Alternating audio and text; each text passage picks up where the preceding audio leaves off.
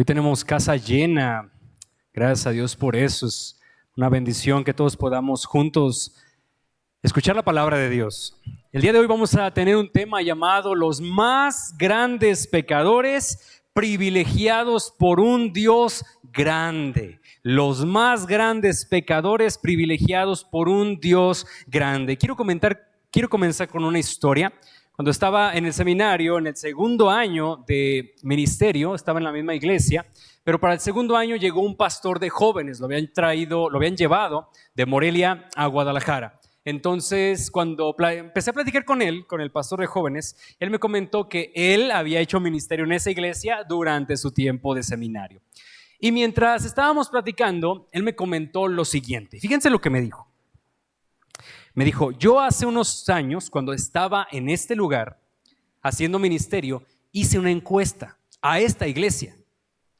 Hice una encuesta. Las preguntas eran simples. ¿Cómo es que tú vas a llegar al cielo? ¿Cómo es que Dios en el juicio va a dejar entrarte? ¿Cómo es que tú vas a ser salvo? Y él me dijo la siguiente frase que me dejó helada. Esas fueron sus preguntas. Y después me dijo la siguiente frase que me dejó helado. Me dijo, un 80, si no es que un 85% de esta iglesia me dijeron que van a ir al cielo por las cosas buenas que habían hecho. Voy a volver a repetir esto. Un 80 al 85% de una iglesia bíblica, de una iglesia cristiana, respondió que iría al cielo por las cosas buenas que había hecho, por lo bueno que había sido, por la espiritualidad que había llevado. Y esa frase a mí me dejó helado. ¿Por qué razón? Porque una persona no va a llegar al cielo, ni tampoco verá a Dios, ni tampoco tendrá la justicia de Cristo por las cosas buenas que ha hecho. Nada de lo que nosotros hayamos hecho o habremos dejado de hacer nos alcanzará en la balanza para llegar a Dios o para que Dios nos acepte o para que podamos ser justificados delante de Él. Ahora, hermanos, esto nos deja helado escuchar esto. ¿Cómo puede ser que una iglesia que tenía la palabra de Dios enfrente, cierto es, a veces no predicaban el evangelio, pero tenía la palabra de Dios enfrente, que buscaban ser fieles al Señor, que tenían grupos pequeños para apoyar a las personas? ¿Cómo puede ser posible que el 80 o el 85% de esa iglesia, hayan dicho que iban a ser salvos por sus obras? Y uno se sorprende por esto. Pero amados hermanos, el día de hoy estaremos viendo grandes privilegios que Dios ha dado a la iglesia de Cristo, pero a su vez también veremos que hay personas que aún teniendo sus privilegios, que han recibido de Cristo, deciden aún así vivir en pecado y sin arrepentimiento. Vámonos todos juntos a 1 Corintios capítulo 10. Vamos a analizar el día de hoy los versículos del 1 al 5. 1 Corintios capítulo 10, versículos del 1 al 5. Mientras usted lo encuentra, le recuerdo rápidamente el contexto. Esta iglesia tenía muchos problemas, la iglesia de Corintios a la que Pablo escribió, inspirado por el Espíritu Santo. Tenían divisiones, unos se creían más que otros, habría inmoralidad sexual que no estaba siendo confrontada, que no estaba siendo disciplinada. Pablo les tuvo que hablar y les tuvo que decir, ¿cómo puede ser posible? ¿Cómo puede ser posible ese orgullo de ustedes? ¿Cómo puede ser posible esa soberbia de ustedes que no están disciplinando el pecado sexual? Había sobreespiritualización de las cosas que hacían, unos se creían más que otros. Y para el contexto en el que nosotros estamos, Pablo está hablando acerca de la carne sacrificada a los ídolos y cómo una facción, una parte de la iglesia decía, ¿puedes comer la carne sacrificada a los ídolos? No pasa nada, no te ensucias, no acontece nada en tu alma. Y otra parte decía, no, es pecado comer la carne sacrificada a los ídolos. Y bueno, el apóstol Pablo ha estado hablando sobre la necesidad del corazón en el hermano fuerte para poder soportar al hermano débil, al hermano que le causa precisamente algunos asuntos en su conciencia, un escozor, le causa incomodidad ciertos temas. Y dice el apóstol Pablo, los fuertes amen a sus hermanos en Cristo, busquen la forma de amarlos, aunque entreguen su propia vida, amen a sus hermanos en Cristo. Eso, y lo último que vimos, amados hermanos, fue precisamente que es necesario que nosotros como cristianos tengamos nuestra vista puesta en la meta. ¿Se acuerdan? La meta, el premio, aquellas recompensas que recibiremos en el cielo si es que hemos obrado para el Señor. Y también el apóstol nos habla de la disciplina que debemos de tener nosotros, disciplina personal para negarnos a nosotros mismos, como cantábamos en la canción. Quebranta mi corazón, quebranta mi vida, te entrego mi voluntad a ti, todo lo que soy, todo te lo entrego a ti, todo lo que tengo es tuyo. Quiero menguar en mi corazón para que crezcas tú. Y es lo que estaba diciendo el apóstol Pablo precisamente. Ten la disciplina como la tiene un atleta para disciplinar tu mente, disciplinar tu voluntad y amar a tu hermano. Amar a tu hermano. Les voy a pedir que nos pongamos de pie todos juntos. Vamos a leer los versículos 1 al 5. Ustedes me siguen con su vista para darle paso a la palabra santísima de Dios. Porque no quiero, dice aquí, porque no quiero, hermanos, que ignoréis que vuestros padres todos estuvieron bajo la nube y todos pasaron el mar y todos en Moisés fueron bautizados en la nube y en el mar y todos comieron el mismo alimento espiritual y todos bebieron la misma bebida espiritual porque vivían de la roca espiritual que los seguía y la roca era Cristo. Pero de los más de ellos no se agradó Dios, por lo cual quedaron postrados en el desierto. Pueden sentarse, iglesia. Lo primero que vamos a ver, mis hermanos, esta es la sección esta es la sección más larga. Lo primero que vamos a ver es privilegios para todos. Privilegios para todos. Hermanos, quiero decirte esto: hay de privilegios a privilegios. Generalmente nuestro corazón buscará privilegios en esta tierra.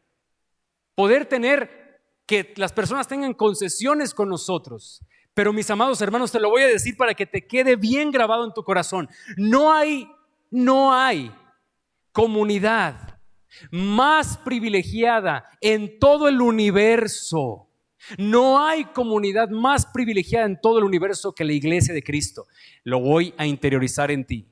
Lo voy a individualizar. No hay ser más privilegiado en todo el universo, te des cuenta o no te des cuenta, que el cristiano. Si tú eres cristiano, eres una persona extremadamente privilegiada. Y el apóstol Pablo les estará hablando precisamente a la iglesia de Corinto. La iglesia de Corinto, mis hermanos, estaba compuesta por judíos, personas que venían del judaísmo, pero que habían creído en Cristo, y también estaba compuesta en su gran mayoría por gentiles, por griegos, por romanos, por personas que venían precisamente del paganismo, de adorar a Zeus o de adorar a Júpiter, dependiendo del tipo de cultura que ellos tenían.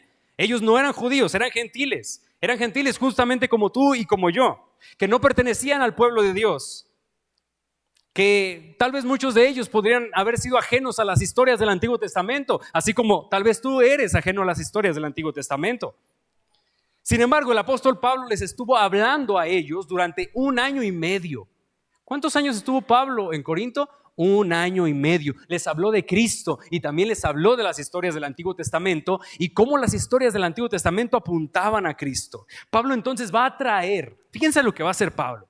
Pablo va a traer historias del Antiguo Testamento para que los corintios tengan un ejemplo visible de cómo es Dios y cómo es el hombre. Cómo es Dios y cómo es el hombre, pero lo va a traer como advertencia. Aquí va a haber una advertencia, hermanos, y va a haber una advertencia muy fuerte. Por un lado, te va a decir: híjoles, eres privilegiado, privilegiadísimo, privilegiadísimo. Pero por otro lado te va a decir: aguas, ten cuidado. Y lo vamos a estar viendo el día de hoy. Lo primero que trae a la memoria el apóstol Pablo, y que aparece en los primeros 4 versículos, son los privilegios del pueblo de Israel. Miren, hermanos, en la antigüedad, los israelitas fueron un pueblo extremadamente privilegiado. Hermanos, se los pongo así: no hubo en la historia de la humanidad pueblo más privilegiado que los israelitas. ¿Por qué razón? Primera razón, hermanos: Dios no se dio a conocer a ningún otro pueblo más que a ellos. Dios puede ser conocido evidentemente por la razón, por las cosas creadas. En donde las cosas son creadas hay información, y donde hay información hay una mente inteligente detrás precisamente de esa información. La información no viene de la nada. Claro, Dios puede ser conocido a través de la razón, pero ¿cómo es este Dios? ¿Qué es lo que este Dios quiere? ¿Cuál es la voluntad de este Dios? ¿Dios ama? ¿Este Dios ama? ¿Este Dios qué hace? ¿Cómo es Él? ¿A quién se le reveló? A los judíos, al pueblo israelita. A ellos les dio su ley, a ellos se dio a conocer, a ellos les dio su voluntad. De tal forma, amados hermanos, que sí, en la antigüedad y en toda la historia no hubo pueblo más privilegiado antes del cristiano que los israelitas. Dios se dio a conocer a ellos. Pastor, ¿y por qué no se dio a conocer a los demás? No lo sé, hermanos. Y dice la palabra de Dios que es para su gloria, para gloria de su alabanza. No se dio a conocer a otros más. A ellos los escogió por pura soberanía. A ellos los escogió por pura gracia. A los israelitas fueron un pueblo extremadamente privilegiado. Ahora enumeremos los privilegios que vemos aquí, hermanos, en el pasaje del 1 al 4. ¿Cuáles son los privilegios? Primero, y repita conmigo: todos. Excelente, hermanos, esta palabra en nuestros primeros 4 versículos es medular. Todos estuvieron bajo la nube. Segundo, todos pasaron por el mar.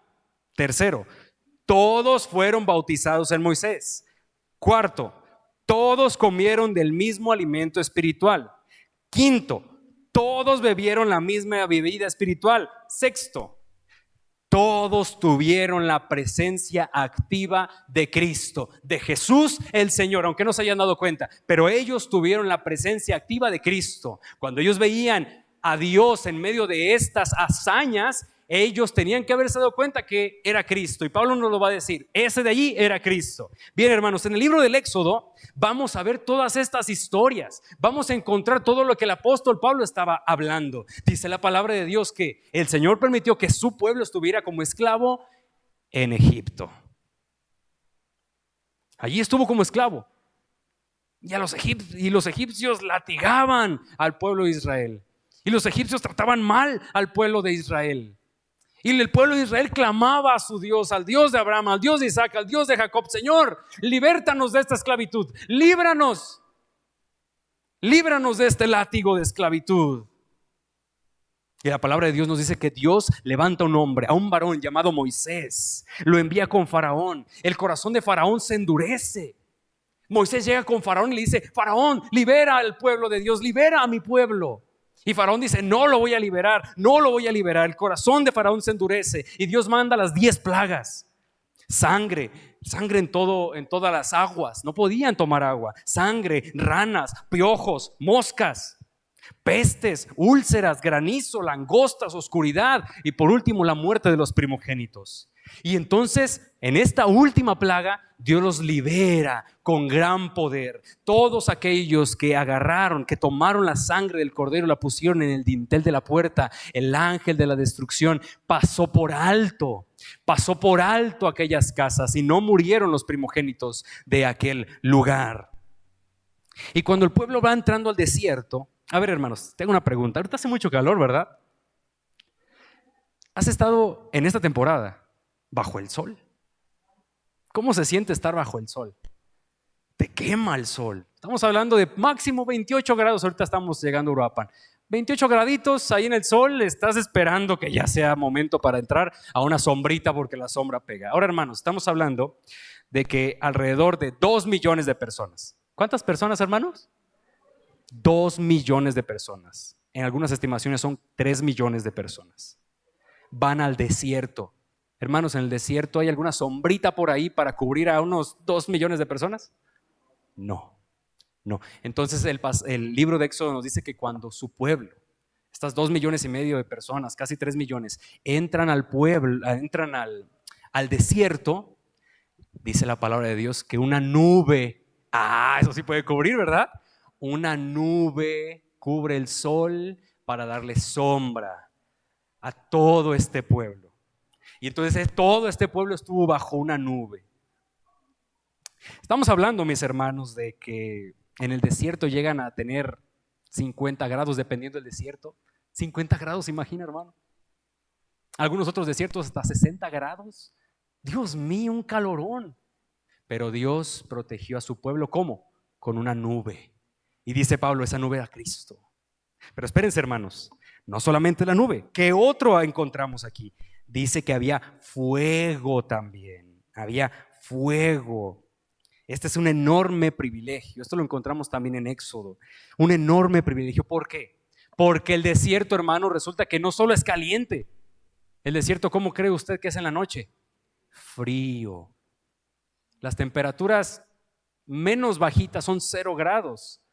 Pero de ahí, hermanos, para abajo. -5, -7 grados. Es un frío grande. Y dice la palabra de Dios que esa nube en la noche se convertía en fuego para calentar y para dar luz a ese 1,5 millones de personas.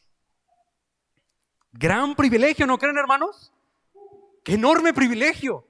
Vieron el poder de Dios. Esta cantidad enorme de personas vio el privilegio de tener la presencia de Dios de esta forma. Pero no es todo. Esa nube los iba guiando, no Moisés. Dios los iba guiando. No los llevó por el camino de los filisteos, dice el Éxodo, o sea, por el camino corto hacia la tierra prometida. Los iba a llevar por el camino largo por su pura voluntad.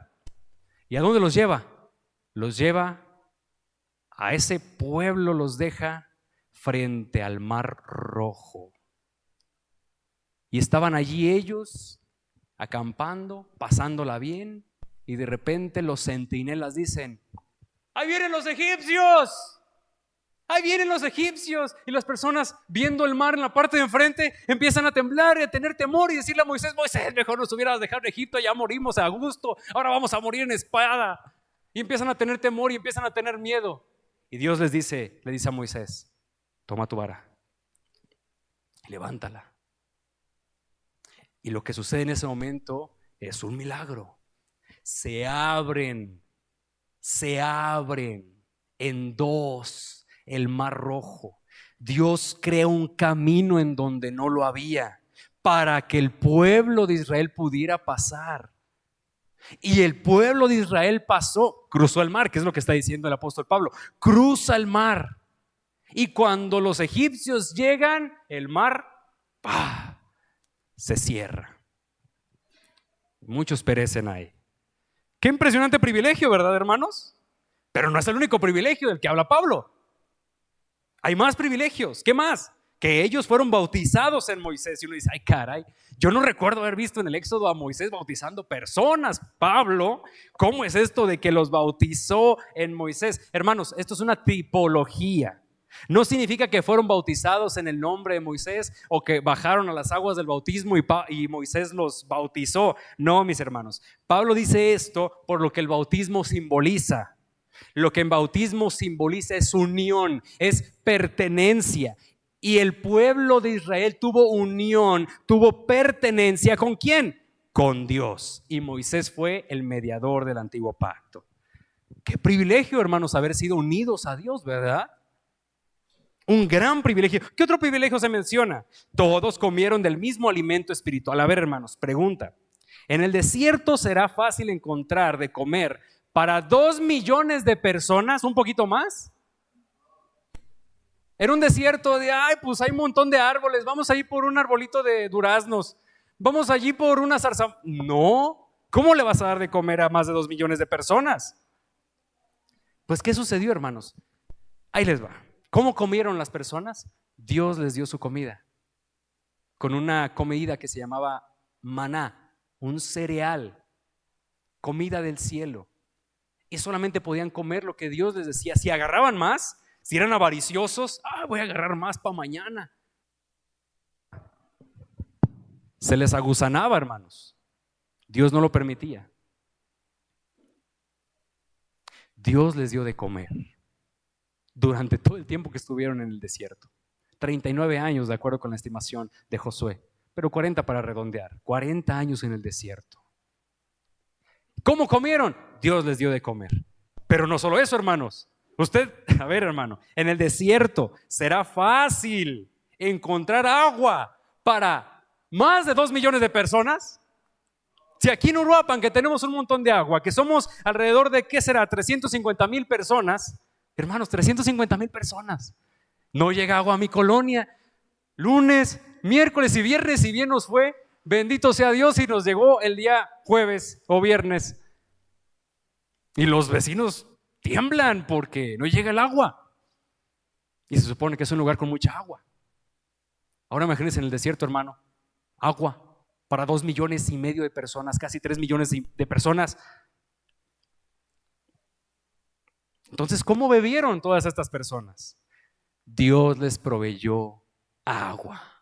Al primer lugar que llegaron era un agua amarga. Dios le dijo, agarra ese tronco y aviéntalo.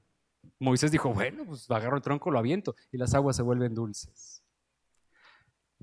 Después llegan a la peña de Horeb, y ahí en Horeb Dios le dice, golpea la peña.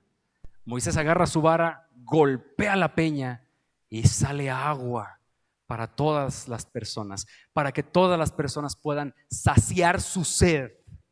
Todos bebieron hasta saciar su sed y sobró. Pablo les dice a estos corintios, recordando aquella historia, esa roca que los seguía era Cristo. No es que la roca se moviera, le salían patitas y empezara a caminar, hermanos. No, lo que Pablo está diciendo aquí es que nada les hizo falta porque el Espíritu del Señor, porque Cristo mismo estuvo con ellos y les proveyó de todo lo que necesitaban. Esto es lo que está diciendo Pablo aquí.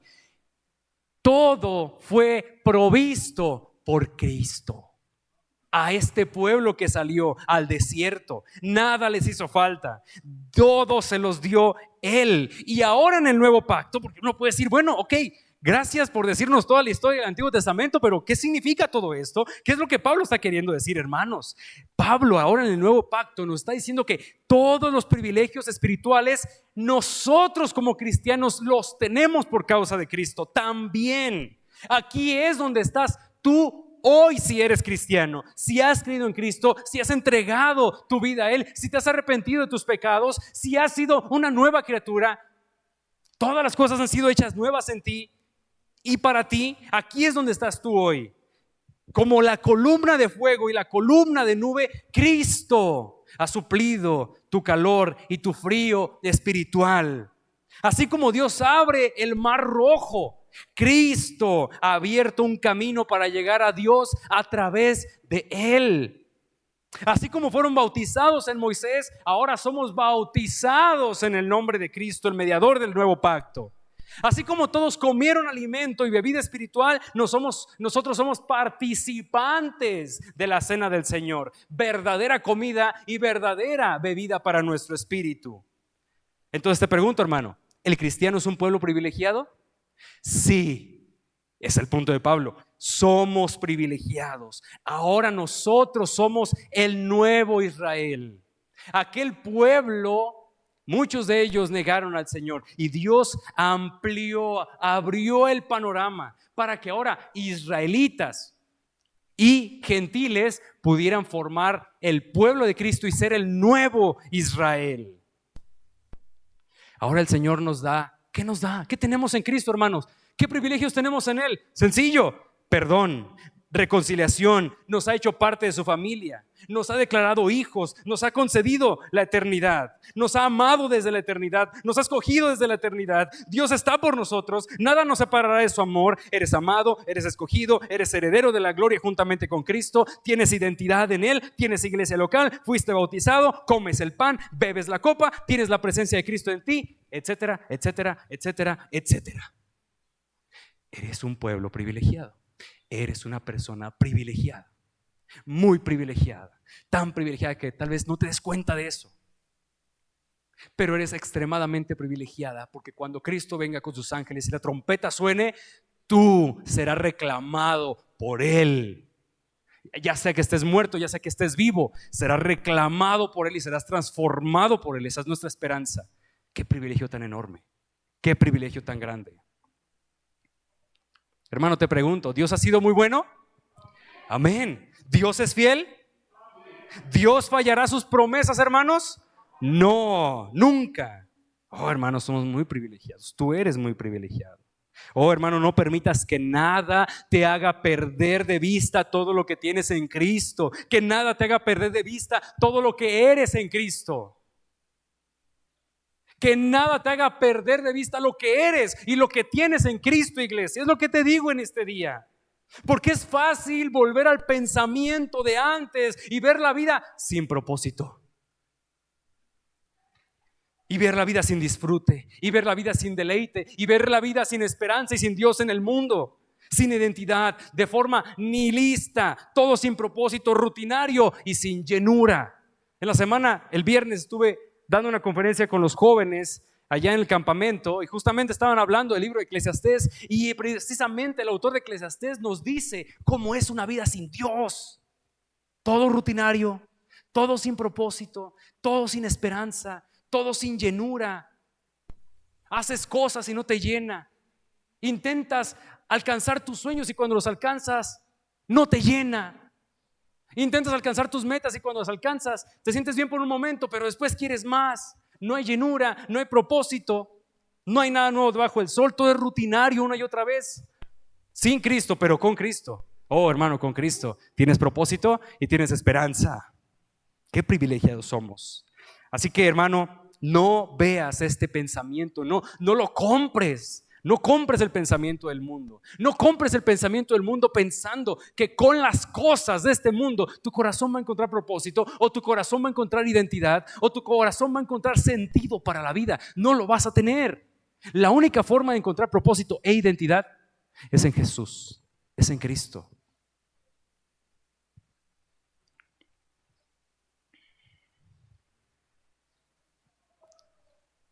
Así que ve los privilegios que tienes en Él.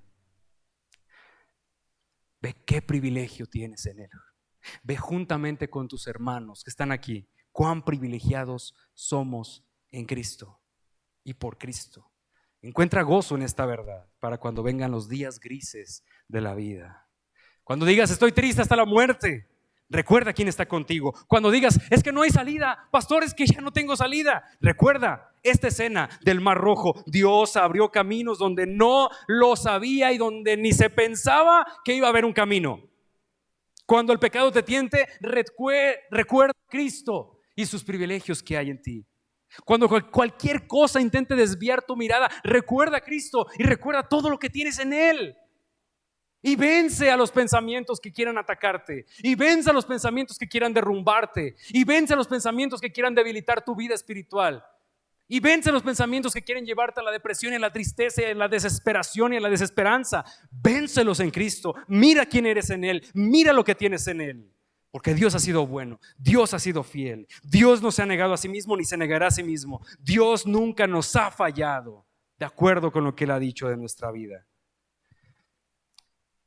Pero llegamos al versículo 5, hermanos. Ya dijimos grandes cosas de Dios y todo lo maravilloso que Él ha hecho. Dios nunca ha fallado, pero aquí la miseria humana.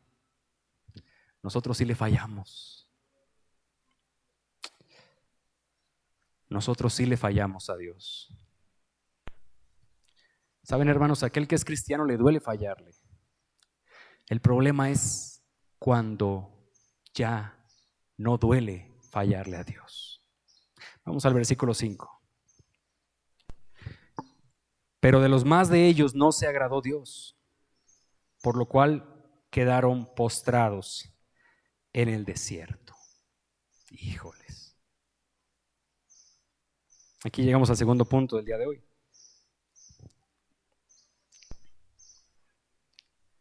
Desagrado de Dios para muchos. Desagrado de Dios para muchos.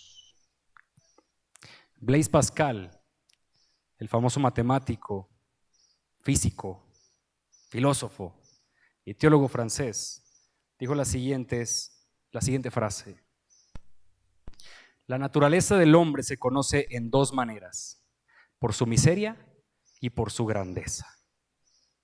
La naturaleza del hombre se conoce de dos maneras: por su miseria y por su grandeza.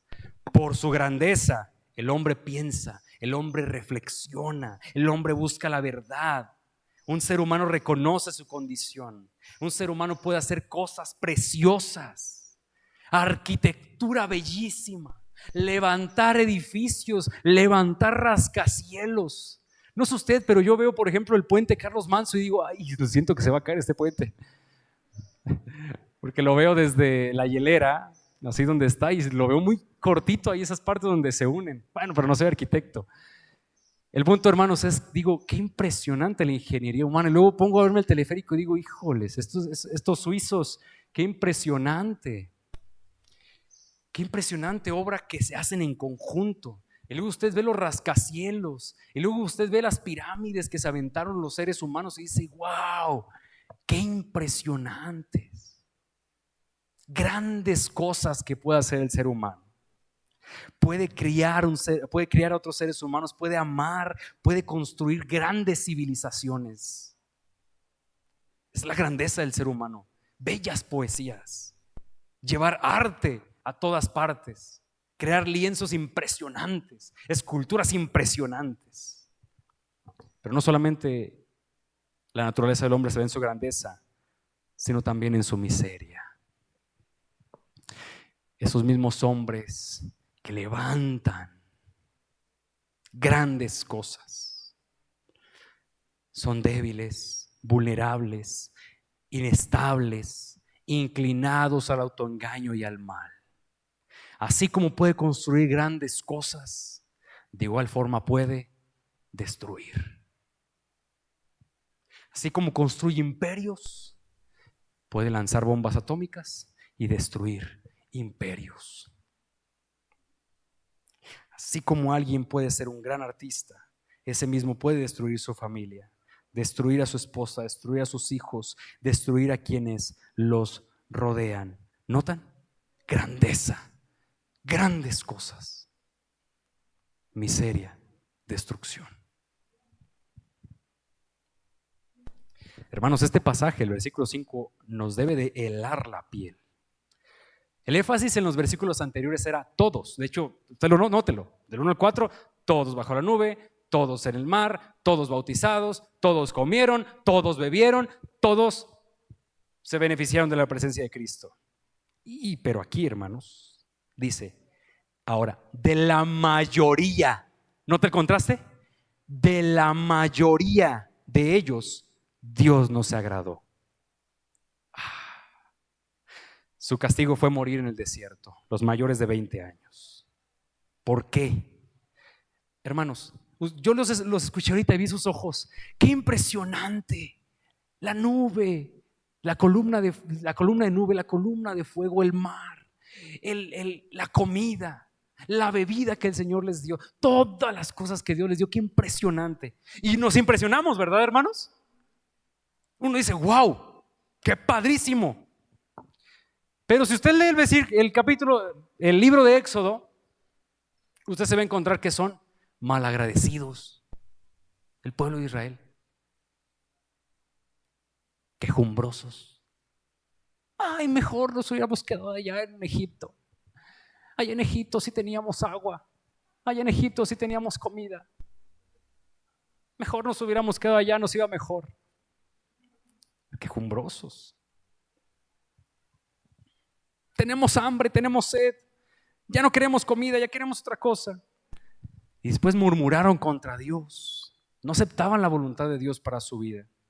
Acto seguido fueron desobedientes. Después de recibir la ley y de que Dios iba a darle la ley a Moisés, Moisés se va, sube al Sinaí. Miren, hermanos, aparte de haber visto eso, ellos unas semanitas antes habían visto y escuchado a Dios.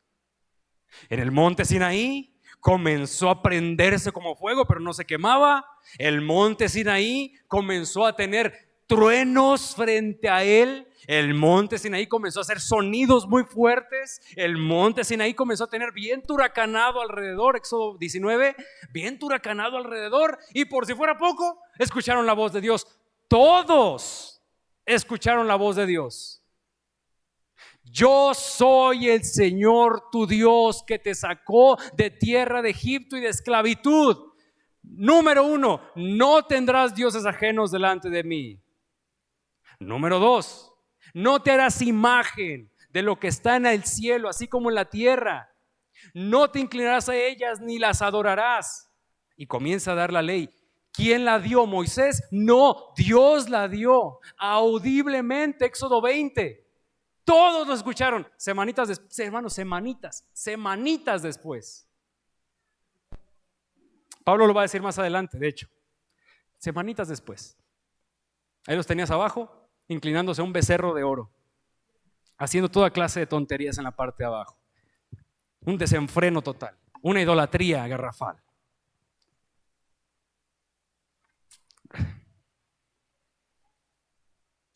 Siguen avanzando los días, murmuración, quejas, una situación terrible. Moisés envía 2 espías para que vean la tierra de Canaán, la tierra que Dios había prometido. 12 espías, hermanos, ojo aquí, 12. Llegan 10 de los 12 espías, bueno, llegan los 12 y primero hablan 10 de los 12 espías.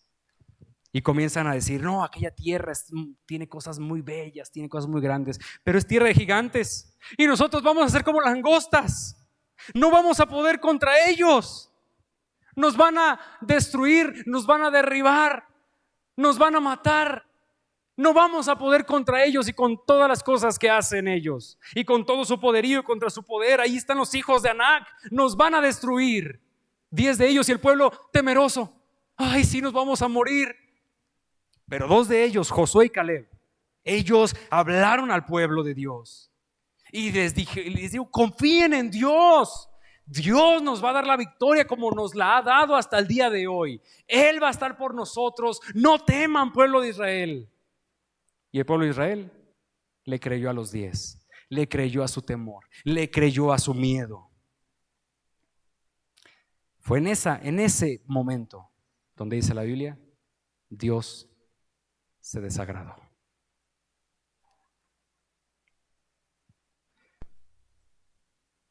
Dios se desagradó. Y los mayores de 20 años no van a entrar al pueblo, a la tierra prometida. Los menores de 20 sí, con excepción de Josué y de Caleb.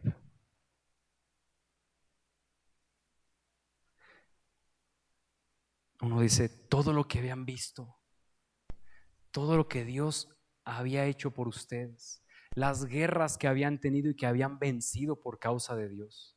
Hermanos, ellos eran unos ladrilleros. El pueblo de Israel no eran personas de guerra. Y Dios les dio la victoria con Og, el rey de Basán, con otro rey que no lo tengo ahorita en mis notas. Con 2 pueblos les dio la victoria. Ellos que eran ladrilleros. Ayer fuimos a jugar al gocha por el cumpleaños de Alexis. Uno, hermano, yo nunca había jugado eso, pero hay hermanos que sí le saben un poquito más. Uno que no le sabe esas cosas, miren, les muestro, aquí tengo unos buenos golpes, pero el punto, hermanos, es que uno no le sabe esas cosas. El pueblo de Israel eran ladrilleros, hermanos. ¿Qué van a andar sabiendo de agarrar una espada y andar peleando contra otras personas? No sabían. Sin embargo, los otros pueblos sí sabían. Ellos sí eran guerreros. Y aún así, Dios sobrenaturalmente les dio la victoria al pueblo de Israel. Ellos ya habían visto todo esto, ya habían visto el poder de Dios. Y aún así, pasó lo que Pablo dice que pasó. Y lo que la Biblia dice que pasó. Dios se desagradó de ellos. ¿Por qué Pablo está diciendo todo esto, hermanos? ¿Por qué es importante? Porque en la iglesia de Corinto había personas que se decían ser cristianas, que participaban de los beneficios de Cristo, que se decían participar de los privilegios del Señor, participaban de la cena del Señor, fueron bautizados visiblemente, pero su vida era una vida entregada al pecado. No se arrepentían, no les dolía pecar, no les importaba a su hermano débil, no les importaba. Se entregaban al pecado. Se decían ser cristianos, participaban de los ritos idolátricos y después comían la carne con el pretexto de su libertad cristiana. En pocas palabras, no estaban utilizando su libertad cristiana legítimamente. Estaban utilizando su libertad cristiana para pecar y fallarle a Dios y callar su conciencia, porque querían hacer lo malo delante de los ojos de Dios y atribuirlo a los asuntos de la conciencia cristiana. Hermanos, aquí hay una tensión muy grande. Aquí es donde mi corazón, hermanos, aquí es donde mi corazón se duele.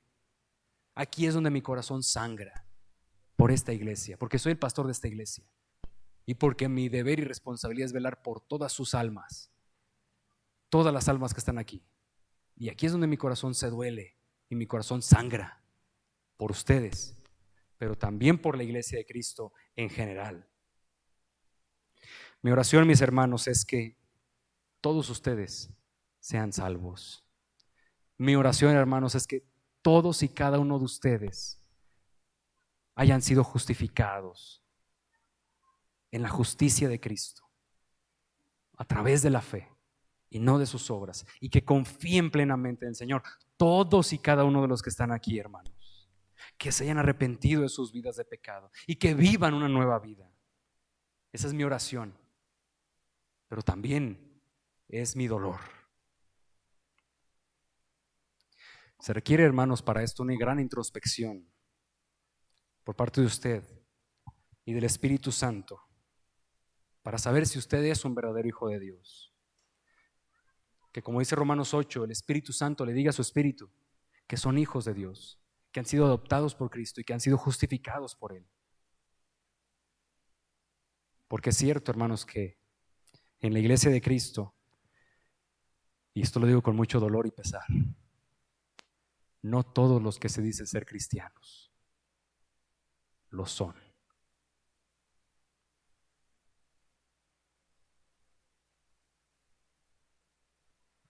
Yo no quiero, hermanos, que llegue el día final y alguno de ustedes se pierda. Soy honesto con usted, hermano. Esto es un dolor muy grande. Jesús de hecho lo dijo. Mateo 13, 24 al 30. Jesús le refirió una parábola diciendo: el reino de los cielos es semejante a un hombre que sembró buena semilla en su campo, pero mientras dormían los hombres, vino su enemigo y sembró cizaña entre el trigo y se fue. Y cuando salió la hierba y dio fruto, entonces apareció también la cizaña. Vinieron entonces los siervos del padre de familia y le dijeron: Señor, ¿no sembraste buena semilla en tu campo? ¿De dónde pues tienes cizaña? Él les dijo: un enemigo ha hecho esto. Y los siervos le dijeron: ¿Quieres pues que vayamos y la arranquemos? Él les dijo: no sea que al arrancar la cizaña arranquéis también con ella el trigo. Dejad crecer juntamente lo uno y lo otro hasta la siega, y el tiempo de la siega yo diré a los segadores: recoged primero la cizaña y atadla en manojos para quemarla, pero recoged el trigo en mi granero. ¿Qué está diciendo Jesús aquí, mis hermanos? Que en su iglesia, en su reino, habrá trigo. También en su iglesia y en su reino habrá cizaña. El trigo y la cizaña son similares, no son iguales, pero son similares. Al principio parece ser que van creciendo de la misma forma, pero al final ya se sabe que es quién. Dice el Señor que Él vendrá, y cuando Él venga, dirá a sus siervos: agarren el trigo, pónganlo en mi granero, agarren la cizaña, quémenla. Esto evidentemente es una alusión tanto al cielo como al infierno. Pastor, ¿cómo saber si soy un verdadero cristiano? ¿Cómo saber si soy un verdadero trigo? Hermano, no es porque no pecas, y esto quédatelo bien grabado, no es porque no pecas. Lo he mencionado esto gran cantidad de veces. La Hermano, la identificación de un verdadero cristiano no es que no peca. La identificación de un verdadero cristiano es su arrepentimiento. Esa es la identificación de un verdadero cristiano. Su arrepentimiento, su dolor por su pecado, su tristeza por su pecado, su llanto por su pecado, sus lágrimas por su pecado, su deseo de agradar todos los días a su Señor. Aunque él, si es cristiano, ya ha sido agradado en Cristo. Pero ahí se ve en la lucha que un creyente tiene con el pecado, ahí se da cuenta que es un verdadero cristiano. Ahí se da cuenta que es un verdadero cristiano. Cuando su arrepentimiento es verdadero, cuando lucha, cuando tiene tristezas, ese es trigo verdadero. Cuando hay tristeza por su pecado. ¿Cómo saber cuando no eres un verdadero cristiano y eres una cizaña? Cuando practicas el pecado. O sea, cuando es un hábito. Cuando haces exactamente lo que Dios aborrece y lo haces una y otra vez y de forma continua. Peor aún, cuando te deleitas en ello. Cuando no te duele. Cuando no hay remordimiento. Cuando no hay dolor y cuando no hay tristeza. Y por supuesto, cuando no hay un verdadero arrepentimiento. Allí sí, hermano. Allí sí, persona que me escuchas, no te diría que eres cristiano si te encanta vivir en tu pecado.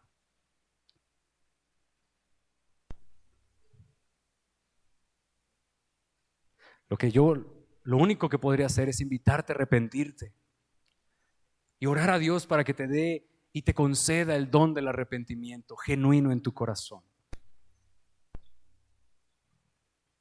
Y sé que esta palabra es dura, hermano, pero así fue duro también el Señor con su pueblo. Hermano, un verdadero cristiano tiene gratitud.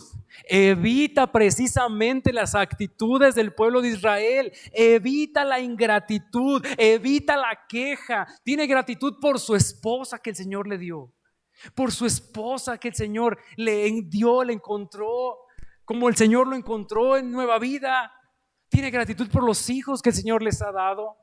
Tiene gratitud por el trabajo que el Señor le ha dado. Tiene gratitud por todo lo que el Señor le ha dado. Tiene gratitud por las cosas que el Señor no le ha dado. Y dice: gracias, Señor, por todo lo que me das. Gracias, Señor, por todo lo que me has dado. Y gracias, Señor, también por todo lo que no me has dado, porque sé que es para ti. Si eres creyente, gózate de felicidad eterna.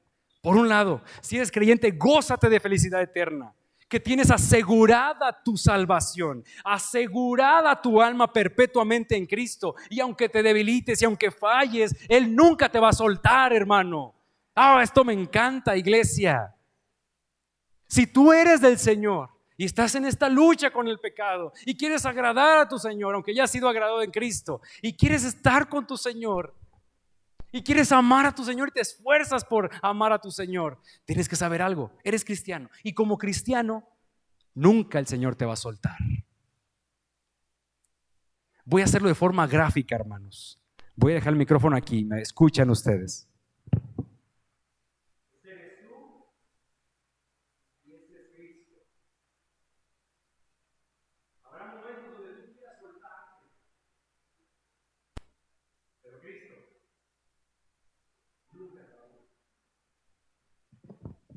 Cristo nunca te va a soltar si eres de Él.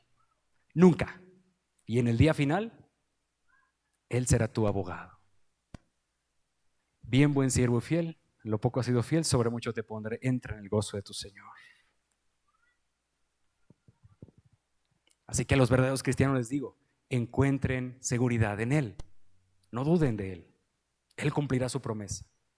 Pero aquel que vive en pecado, por favor, hoy te lo digo, por favor, por tu alma, por cuanto Cristo murió, por cuanto Cristo resucitó, por cuanto Cristo ascendió a los cielos y por cuanto Cristo vendrá en gloria, te lo pido el día de hoy: corre en arrepentimiento y fe a Él, entrégate a Él, entrégate a Él, no huyas de Él. Así como el Señor te encuentra, así el Señor te perdonará. Y tú dirás: es que mis pecados han sido muchos, he cometido muchos errores en mi pasado. Así el Señor te va a encontrar. No hay pecado que el Señor no pueda cubrir. Su sangre te limpiará de todo pecado, porque su sangre es poderosa para limpiar los pecados y llevarte a Dios. y darte vida eterna. Hoy es tiempo, corre a Él. Como conclusión, mis hermanos, y ya para terminar, nuestras confesiones protestantes dicen lo siguiente en cuanto a la libertad cristiana y la libertad de conciencia. En el artículo número 3, los que bajo pretexto de la libertad cristiana practican cualquier pecado o abrigan cualquier concupiscencia al pervertir al propósito principal de la gracia del evangelio para su propia destrucción, en consecuencia destruyen completamente el propósito de la libertad cristiana, que consiste en que, siendo librados de las manos de todos nuestros enemigos, sirvamos al Señor sin temor, en santidad y justicia delante de Él todos los días de nuestra vida.